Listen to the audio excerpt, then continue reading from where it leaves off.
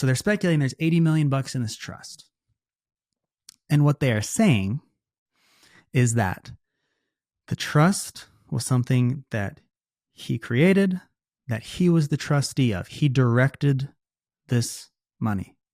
He can make decisions on this money while he was alive. Now, first off, let me stop right here.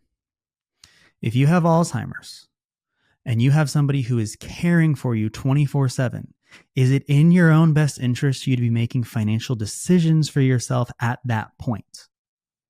We can look back, because this has now become public record. We can look back and we can say that his estate documents had not been updated since 2005. That was 20 years ago. So his estate documents are 20 years old, which, by the way, this is all from the internet. You can find all this stuff. By the way, at that point in time, he'd been estranged from his adult children who are now in their 50s and 60s. Okay.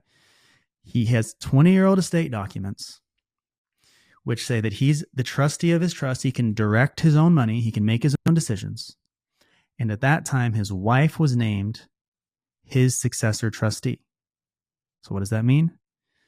If he goes, which is what he expected, by the way, right? He's 30 years older than her. He was drafting these documents. He was 75 years old. She was 45. So any common sense person would say, yeah, the logical outcome here is that I'm going to go before she does. And in that case, she's going to become the successor trustee of my trust. So the trust is a box. The trustee gets to make decisions with what happens in the money in that box. So it was written that if he goes, she's now in charge of the box of money. Okay? Not that complicated, actually, and pretty much standard. The problem is they kind of forgot to do, I'm going to say 2 or 3 things. The first thing is they didn't account for what happens if he was not in a state to make financial decisions for himself. He was still the trustee on this trust when he died. Okay? Now, whether he was actually making the decisions on his own money in practice at that age with that mental state, who knows? But the reality is when you die and your estate has to be settled, which means you take all of your money and it gets distributed. Okay. When you die and your estate has to be settled, there is no interpretation. There is no, well, I meant to say this. No, you were just dead. And the documents just say whatever they say. So the documents said she's going to be the successor trustee. Let's go back to our timeline. She died. We can basically tell this at this point. She died a week before he did. He was still alive for a period of time. His trust said that she was going to be his successor trustee. Well, she doesn't exist anymore. So what happens then? Because the money can't go to her. You cannot leave your money to a dead person. That's tried and true. So what happens?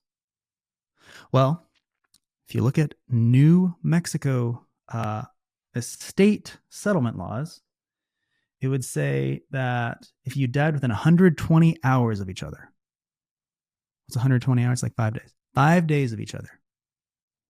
It's considered to be a simultaneous death, and your estates would be settled as such.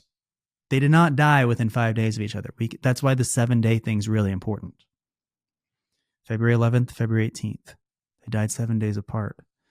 So he can't leave his money to her as a dead person. If they had died together, it'd be a different story. The money could have been settled, I guess, through her. I don't even know.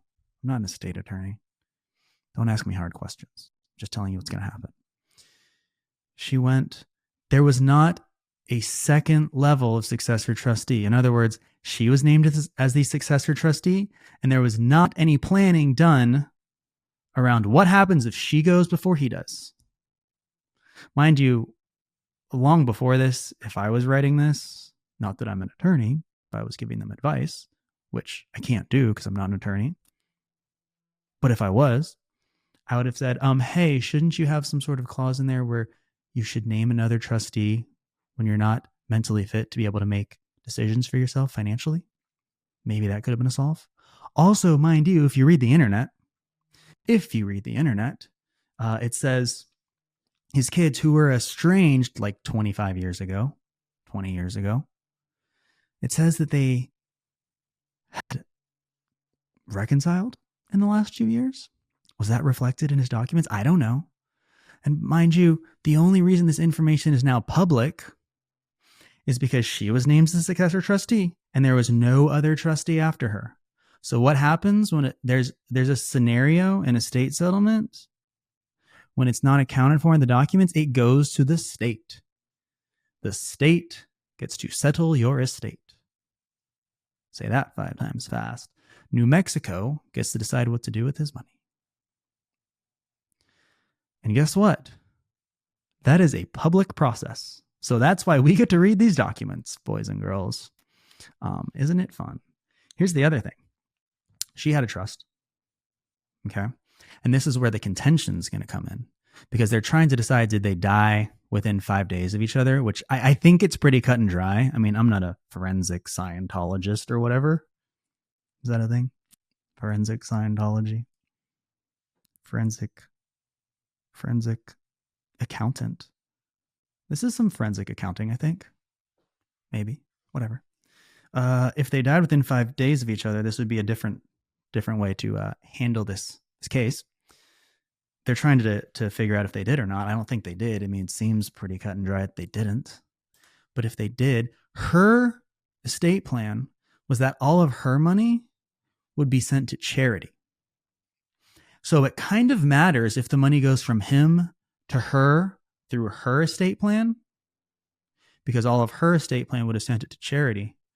Or if it stays through his lineage, if he owns the money when he died rather than her dying before him, which I don't think is the case, then it goes through the state law.